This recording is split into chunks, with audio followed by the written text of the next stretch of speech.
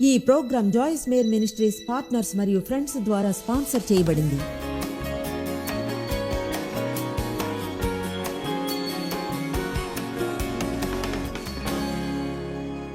మీరు గమనించి ఉంటారు, మీకు శత్రువు ఉన్నాడని. అతని పేరు సాతాను, లూసిఫర్, అపవాది, కీడు చేసేవాడు, అబద్ధికుడు. అతనికి ఇలాంటి అన్ని రకాల పేర్లు ఉన్నాయి. అయితే అతను నిశ్చయించుకుంటాడు మీరు ఎలాంటి అభివృద్ధి పొందకూడదని. గమనించారా, మీరు ఏదైనా కొంచెం అభివృద్ధి పొందగానే ఏదో ఒక దాడి జరుగుతుందని? అప్పుడు అనుకుంటారు నేను మంచినేగా చేస్తున్నాను, మరి చెడు ఫలితం ఎందుకు వస్తుంది? అయితే చూడండి, చేస్తూనే ఉండాలి మనం మంచి ఏదో దాన్ని. అప్పుడు చివరికి ఆ కఠినమైన చోట్ల నుండి వెళ్ళి విజయాన్ని పొందడమే కాదు, కానీ దాని నుంచి వెళుతుండగా అనుభవాన్ని పొందుతారు. ఈ వారాంతంలో ఒక సిరీస్ చేస్తున్నాను అపవాది తంత్రాల మీద. అదేమీ అపవాది మీద 4 సెషన్లో గమనం ఉంచడానికి అని కాదు, కానీ బహుశా అతన్ని ఇగ్నోర్ చేస్తే చాలా డేంజర్. అలాగే ఎక్కువ గమనం ఉంచినా డేంజరే, అయితే అసలు ఉంచకపోవడం కూడా. పౌలు అన్నాడు మనం అపవాది తంత్రాలను మోసాలను గురించి తెలుసుకోకుండా ఉండకూడదని. డేవ్ మీతో మాట్లాడాడు తన ప్రెజెంటేషన్లో మన గొప్ప దేశం గురించి, అలాగే తెలియకపోవడంలోని డేంజర్లను గురించి, ఏం చేయాలో తెలియకపోవడం గురించి. ఏం చేయాలో మీకు తెలియకపోతే ఏమీ చేయనప్పుడు ఏమీ చేయకపోవడం అనేది అత్యంత పెద్ద, మనకున్న ఒకే ఒక పెద్ద సమస్య. సాతానికి ఊరికే ఉండేవాళ్ళంటే ఇష్టం. అతనికి మంచి జరగాలని కోరుకునేవారంటే ఇష్టం. వాళ్ళు ఊరికే నిల్చొని నిరీక్షిస్తూ ఉండాలి జరుగుతుందా లేదా అని.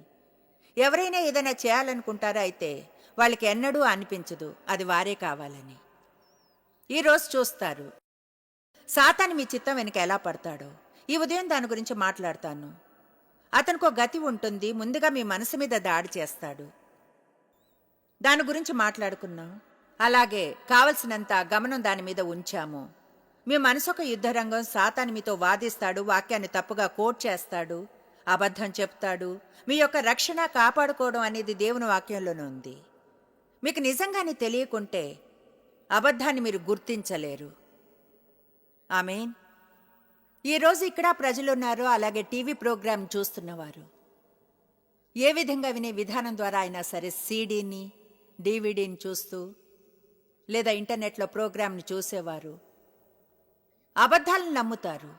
మీరంటారా అవును. దాదాపు మనలోని ప్రతి ఒక్కరూ నాతో కూడా కలిపి ఇంకా ఏదో ఉంది నిజంగా వాస్తవం కానీ దాన్ని నమ్ముతున్నాం. దాన్ని మనం మార్గం మధ్యలో ఎక్కడో తీసుకున్నాం, మనపై దాని ప్రభావం పడింది నమ్మేలాగా. అది నిజం కాకపోయినా కూడా అధికారం దాందే, లేదా కొన్ని విధాల్లో మనల్ని కంట్రోల్ చేస్తుంది. ప్రజల గురించిన విషయాలను నమ్ముతాం. ప్రజలు మన గురించి చెడుగా మాట్లాడుతున్నారని నమ్ముతాం. అసలు నిజం వాళ్ళు మనల్ని చూడనే చూడరు. ఆమేన్. ప్రజలకు మనం అనుకున్నంత ఆసక్తి వారికి మనలో ఉండదు.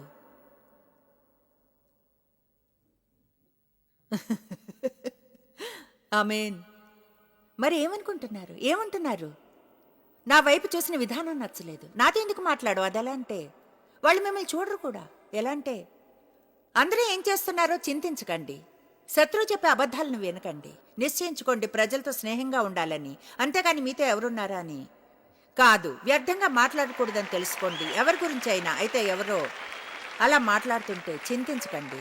అందరూ మనకేం చేస్తున్నారో ఎక్కువ చింతిస్తాం, తర్వాత మనం ఎన్నడూ మనం చేయవలసింది చేయం. అది దేవుని వాక్యం పట్ల విధేయత చూపే విషయం అయినా సరే.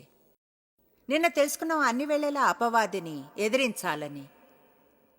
ఆదివారం పూట కొన్ని నిమిషాలు కాదు, అన్ని వేళలా.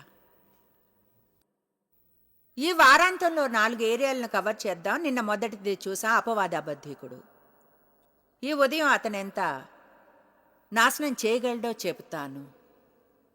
నాశనకర్త, అధికారం చేసేవాడు, మీపై అధికారం చేస్తాడు, మెనిపులేట్ చేస్తాడు. అలాగే సహోదరులను అతను నిందిస్తాడు. నిందించబడ్డట్లు ఫీల్ అయిన ప్రతిసారి అది అపవాదే. నేరాభావాన్ని ఫీల్ అయితే అది పరిశుద్ధాత్మే. మనకు తేడా తెలియదు, విషాదకరం.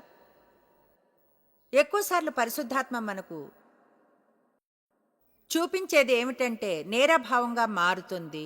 అప్పుడు కూర్చుని మనం చెడుగా ఫీల్ అవుతూ ఉంటాం. అయితే అవన్నీ రాబోయే సందేశాల కొరకే. ఈ ఉదయం అపవాది మనల్ని ఎలా నాశనం చేస్తాడో చెప్పుకుందాం. ముఖ్య విషయం చెప్పేది జాగ్రత్తగా వినండి. ముఖ్యంగా అతను నాశనం చేయాలనుకునేది మీ విశ్వాసాన్ని. ఆశ్చర్యంగా ఉంటుంది ఎలాంటి గొప్ప పనులు చేయగలరో దేవుణ్ణి నమ్మితే. దేవుడు మామూలు వాళ్ళని యూజ్ చేస్తాడు. నాకు ఇప్పటికీ ఆశ్చర్యమే దేవుడు నాచే ఏమేం చేస్తున్నాడో. ఎవరైనా నాకంటే సాధారణంగా లేదా ప్లెయిన్గా లేదా సహజంగా లేదా కామన్గా ఉండరు. దేవుడు సామర్థ్యం ఉన్న వారి కోసం వెతకడు, అందుబాటులో ఉన్న వారి కొరకు చూస్తూ ఉంటాడు. ఇలా అనగలిగే వారి కోసం చూస్తాడు. అవును, విశ్వాసపు అడుగు వేసే వారికై. 1 కొరింథీ చెప్తుంది, ఆయన సంకల్పంతోనే లోకంలోని బలహీనులను వెర్రివారిని జ్ఞానులను సిగ్గుపరచుటకు ఏర్పరచుకున్నాడని. మార్టిన్ స్మిత్ డెలీరియస్ నుండి ఆ బ్యాండ్ మాతో గత కొన్నేళ్లుగా ప్రయాణిస్తుంది. ఎంతో గౌరవంగానే ఉంది కొంతమంది గొప్ప ఆరాధనా నాయకులు ఉండడం మా ఆరాధన నడిపించడానికి. వాటిలో ఒకటి ఇస్రాయేలు. అయితే 2 కాన్ఫరెన్స్లకు ముందు నవ్వుకున్నాం, ఎందుకంటే మార్టిన్ మ్యూజిక్లో ఫెయిల్ అవ్వడం, నేను కూడా ఇంగ్లీష్లో దాదాపు ఫెయిల్ అయినట్లు అనిపించినప్పుడు అనుకున్నాను, ఇప్పుడు ఎక్కడున్నాం?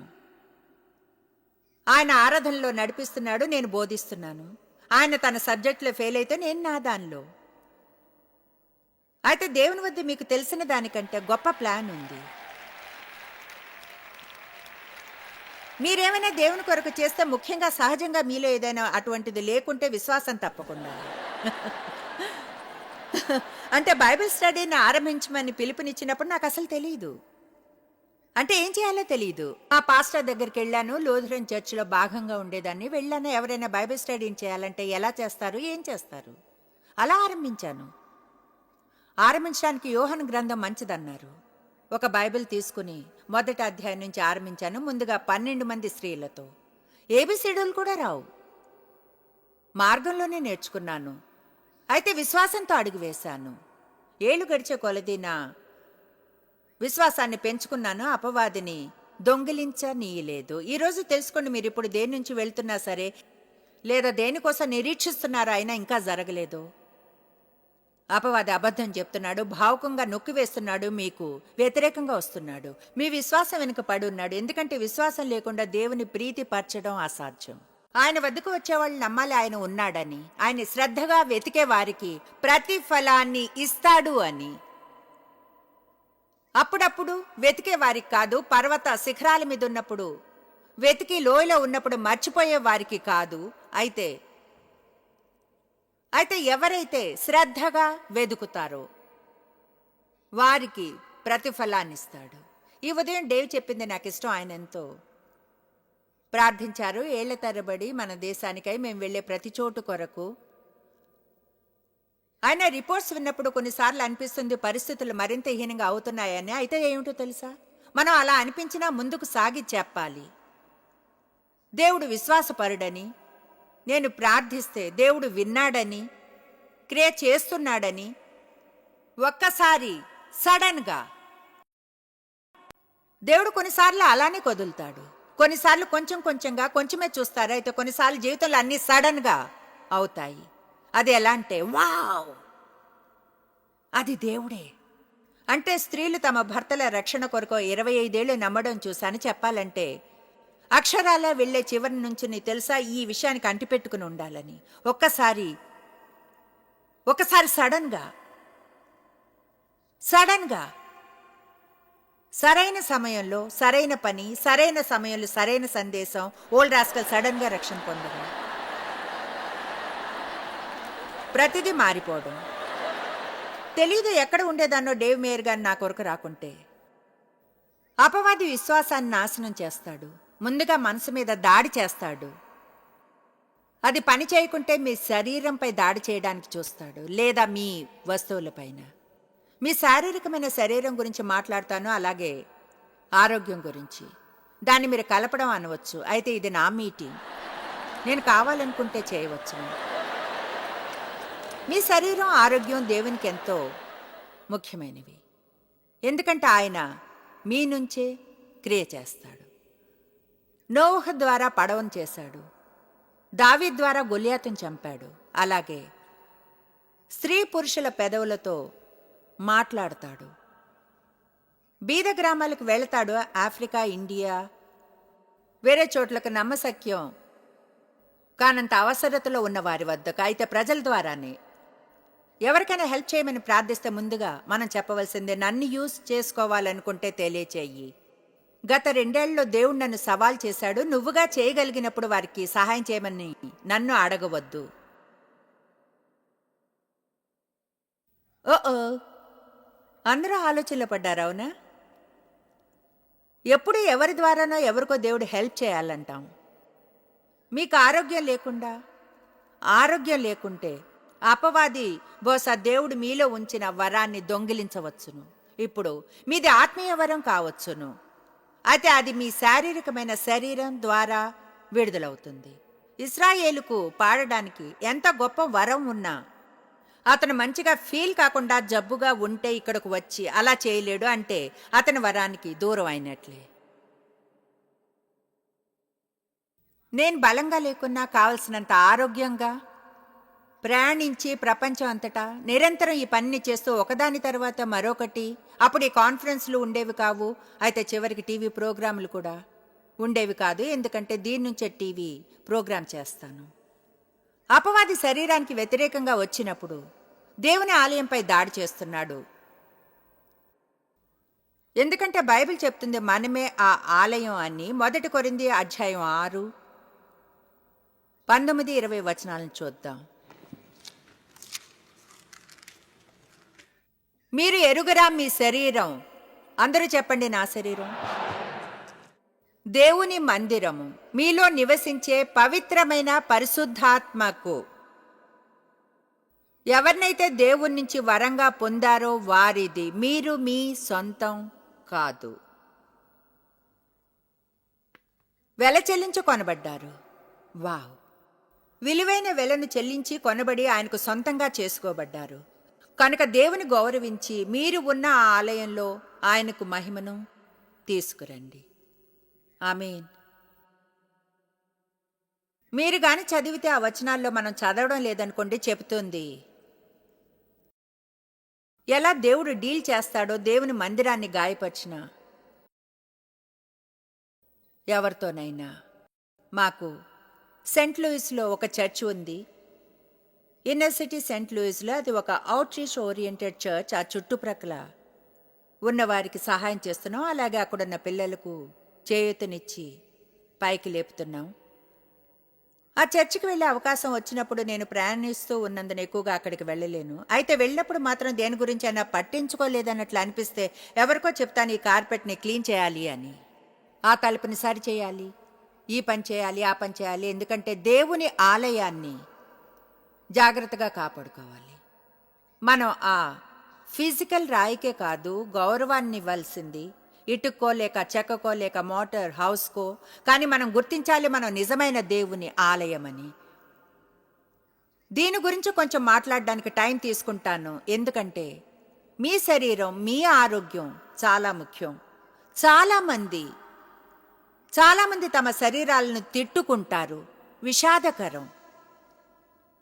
జంక్ ఫుడ్ మీద జీవిస్తూ, సరైన నిద్ర లేకుండా, కావలసినంత నీళ్లు తాగకుండా, నమ్మశక్యం కాని ఒత్తిడిలో జీవిస్తూ, ఏదో ఒకలాంటి సూపర్ మ్యాన్ ఉన్నాడని లేదా సూపర్ ఉమెన్ ఆరోగ్యానికి సంబంధించి దేవుని వాక్యంలో ఉన్న ప్రతి నియమాన్ని బ్రేక్ చేయగలరని, వాళ్లే ప్రత్యేకమైన వాళ్ళ దాంతో ముందుకెళ్లగలరని.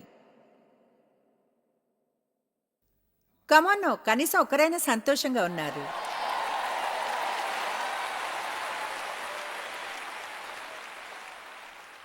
నా జీవితంలో 10 ఏళ్లు బోధించి కూడా చెడుగా ఫీల్ అయ్యాను. నాకు తెలియదు ఎలా చెప్పాలి, ఎంత చెడుగా ఫీల్ అయ్యాను. చూడండి, ఇతర విషయాలు జరుగుతున్నాయి, జీవితం మారుతున్న మధ్యావస్థలో ఉన్నాను. ఈ హార్మోన్ల మార్పుల భయాలు, బ్రెస్ట్ క్యాన్సర్ అలాంటివి ఎన్నో. అయితే చెప్పగలను నాలోని తప్పు యొక్క నిజమైన హద్దుగీత ఏమిటంటే, ఆ విషయాలన్నీ సమస్యలే అయినా అది ఒత్తిడి. కావలసినంత రెస్ట్ లేదు, ఇంటి వద్ద ఎక్కువ ఉండేదాన్ని కాదు.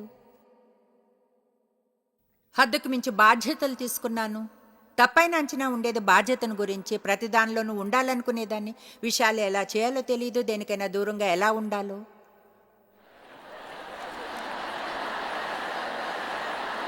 చూడండి, అది నేను అనుకున్నట్లు జరగకుంటే అది మంచిగానే లేదు అనేదాన్ని. కమాన్, డాక్టర్ దగ్గరికి వెళ్తే చెప్పేవారు ఒత్తిడిలో ఉన్నావని. అప్పుడు నాకు కోపం వచ్చేది, ఎందుకంటే అది ఒత్తిడిని వినడం నాకు ఇష్టం లేదు. అనుకునేదాన్ని, ఒక డాక్టర్ అన్నారు ఆయన వద్ద 4 నిమిషాలు ఉన్నాను అన్నారు. నిజంగా మీరెంతో లోతైన స్త్రీ. నాకది నచ్చలేదు. మీతో నిజాయితీగా ఉంటాను. ఎంత చెడుగా ఫీల్ అయ్యానో. మైగ్రేన్, తలనొప్పి వచ్చేది 10 ఏళ్ళు. అదెవరికి తెలీదు. నన్ను నేను త్రోసుకునేదాన్ని పనిచేయడానికి. ఆశ్చర్యం, ఏ కోరిక మిమ్మల్ని చేసేలా చేస్తుందో. బోధించాలనే కోరిక, సేవ్ చేయాలనే కోరిక, అదే నాకు. అంటే ఒక డాక్టర్ అన్నట్లు అన్నారు, మీ కోరిక ఎంత బలమైందంటే మీలోని ఏ లోపాన్నైనా అది జయించేలా చేస్తుంది అని. అయితే ఎక్కువ కాలం అది పనిచేయలేదు. మంచి నిద్ర ఉండేది కాదు. చాలా ఎక్కువగా పనిచేసేదాన్ని. వినోదమే లేదు. నవ్వేదాన్ని కాదు. ఆనందించే పని ఏమి చేసేదాన్ని కాదు. హలో, నేను వర్క్హాలిక్ని. నాలాంటి వారు ఎవరైనా ఉన్నారా ఇక్కడ? రెస్ట్ తీసుకోవాలని కూర్చుంటే గిల్టీగా ఫీల్ అయ్యేదాన్ని. ఏదో ఒకటి చేస్తుండాలనిపించేది. కమాన్, ఆలోచించే ఆ పూర్తి సిస్టమ్ చుట్టబడి భయంకరంగా ఉంటుంది. అది అపవాది సాధనం ఆరోగ్యాన్ని పాడు చేయడానికి. ఇప్పుడు చివరికి తెలుసుకున్నాను రెస్ట్ తీసుకోవాలని. భోజనం గురించి, నిద్రను గురించి కూడా. మా బిడ్డలు నన్ను టీజ్ చేస్తారు, ముఖ్యంగా మా 2 అబ్బాయిలు. ఎందుకంటే చాలా అరుదుగా చీకటి పడ్డాక బయటికి వెళ్తాను. ఇలాంటి సభలప్పుడు మాత్రం మా అబ్బాయి అంటాడు, మామ్ వీధి లైట్లు వేస్తారు, త్వరగా రా, ఇంటికి వచ్చేయడం మంచిది. రోజంతా బాగుంటాను అంటే లేచినప్పుడు మంచిగా ఫీల్ అవుతా. ఆశ్చర్యం, ఎంత మంచిగా అంటే వెళ్ళి పనిచేసి టీవీ ప్రోగ్రామ్ ఇచ్చి అటు ఇటు వెళ్ళి అన్ని పనులు చేస్తాను. రాత్రిపూట బయట ఉండవలసి వస్తే కావలసిన కృపనిస్తాడు దేవుడు చేస్తున్న ఈ పని చేయడానికి. అయితే 5-6 గంటలు అయినప్పుడు అయిపోతుంది. తర్వాత చైర్ థెరపీనే, రాత్రి విశ్రాంతిని అలానే అంటాను, చైర్ థెరపీ. ఆమేన్. దానికి నేను క్షమాపణ చెప్పను. నాకు సాయంత్రం 3-4 గంటల విశ్రాంతి కావాలి. రిలాక్స్డ్గా, ఏ సమస్య లేకుండా, పరిష్కారం చేయడానికి, నిర్ణయాలు చేసుకోకుండా నేను ఆనందించే పని చేస్తూ ఉంటాను. మీరు అలా చేయండి. అలా చేయడం ఆరంభించుకుంటే ఏమవుతుందంటే చివరికి చేదుగా మారిపోతుంది. కమాన్, మీకు హతసాక్షి కాంప్లెక్స్ వచ్చింది. చెడుగా ఉండి తమ జీవితాలను ఆనందించే వారి మీద కోపం తెచ్చుకుంటున్నారు. అది బాగుంది. కమాన్, కొంతమంది అంటున్నారు ఆ చైర్లో రోజు 4 గంటలు కూర్చుంటే బాగానే ఉంటుంది. ఏమిటో తెలుసా, అలా చేయాలని నిర్ణయించుకోవాలి. అలా చేయడానికి వేరే చాలా విషయాలు కాదు అని చెప్పాలి. మీతో నిజం చెప్తున్నాను, నాలోని ఒక భాగం దానిలో ఇన్వాల్వ్ అవ్వాలి అంటుంది. మీరు తెలివిని ఉపయోగిస్తే కనిపించే ప్రతి దానిలోని ఇన్వాల్వ్ అవ్వరు, మీకు ఇష్టం అయినందున.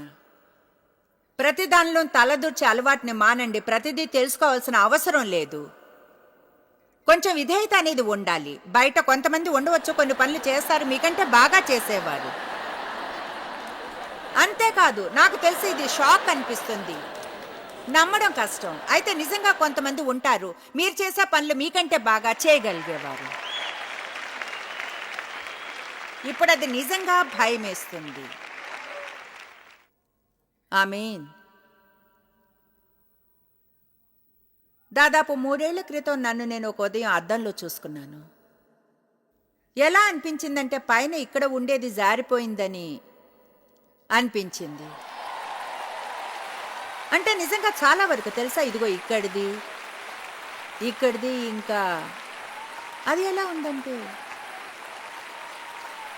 ఇదేమంత బాగోలేదు అనిపించింది. పూర్తి బాడీ లిఫ్ట్ చేయించుకుంటే బాగుంటుందని తెలుసా. లూజ్గా ఉన్న దాన్నంతా పైకి ఇలా తీసి ఒక ముడి వేసి తర్వాత దాన్ని కట్ చేసేస్తే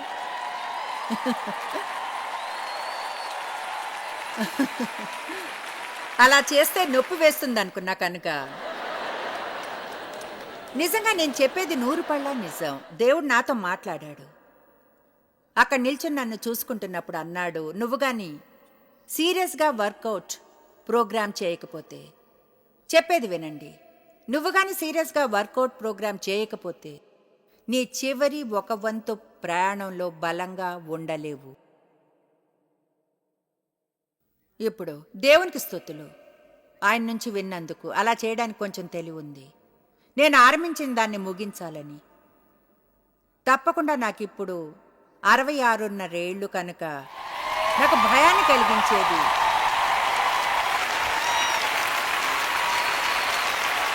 నాకు నిజంగా భయం కలిగించే విషయం ఇంకో 3.5 ఏళ్లలో 70 ఏళ్ళు వస్తాయి. అది ఎలా అంటే వావ్ అంటే నేను వెళ్ళి నా మెడికేర్ కార్డుని తీసుకోవాల్సి వచ్చింది 2 ఏళ్ల క్రితం. అది మంచిది కాదనిపించింది నాకు. పాయింట్ ఏమిటంటే ఇప్పటికి 3లో 2 భాగాల జీవితం అయిపోయింది. ఇప్పుడు మీతో సూటిగా మాట్లాడతాను. అక్కడ ఉన్న వారికి 20 ఏళ్ళు ఉండొచ్చా, ఏదో ఒక రోజు నాలా అవుతారు.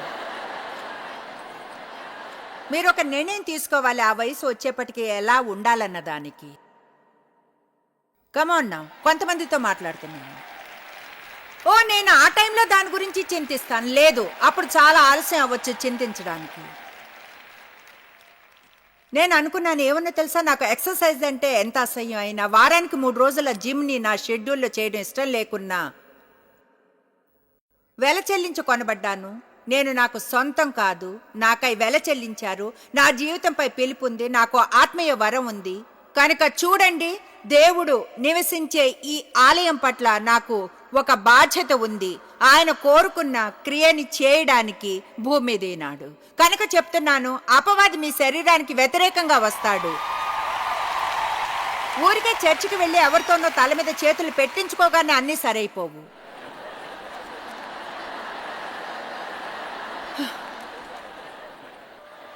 మిమ్మల్ని మీరు దూషించుకుంటే అప్పుడు ఎవరైనా మీ తల మీద ఒక్క వెంట్రుక కూడా లేనంత వరకు చేతులు పెడతారు.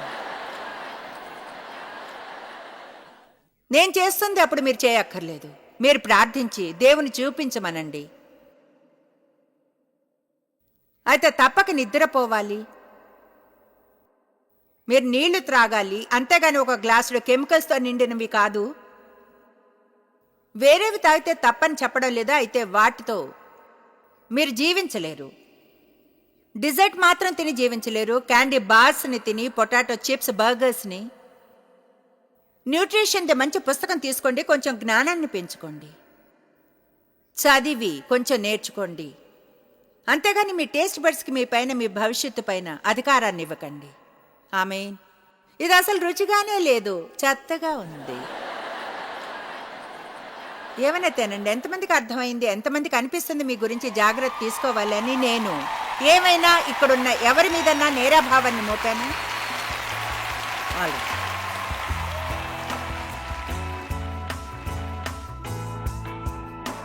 దేవుని వాక్యం మన ఆత్మీయ భోజనం. రోజు శారీరకంగా భోజనం చేసినట్లే ప్రతిరోజు మనం ఆత్మీయ భోజనం చేయాలి. దేవుని వద్ద మీకు అద్భుతమైన జీవితం ఉంది. అయితే అపవాదుతో డీల్ చేయడం తెలుసుకోవాలి, ఎందుకంటే అతను బ్రతికే ఉన్నాడు. జాయిస్ మేర్ మినిస్ట్రీస్ లో మీరు మాకెంతో ముఖ్యులు. మిమ్మల్ని అభినందిస్తున్నాం. మా ఫ్రెండ్స్ కి, పార్ట్నర్స్ కి థ్యాంక్స్. ప్రపంచవ్యాప్తమైన ఈ పరిచర్య సాధ్యమయ్యేలా చేసినందుకు. అందరం కలిసి ఆకలిగొన్న వారికి భోజనం పెడుతున్నాం, బీద వారికి బట్టలిస్తున్నాం, దేశాలకు సువార్తను పంచుతున్నాం. ఈ రోజే సంప్రదించండి joycemeir.org. ప్రార్థనా నివేదనల్ని మాతో పంచుకోండి, మా సాధనాల గురించి తెలుసుకోండి, జాయిస్ సభల షెడ్యూల్ని తెలుసుకొని మాతో పార్ట్నర్ అవ్వండి. ప్రపంచమంతా క్రీస్తు ప్రేమను పంచడానికి. ఈ program Joyce Meyer ministries partners మరియు ఫ్రెండ్స్ ద్వారా స్పాన్సర్ చేయబడింది.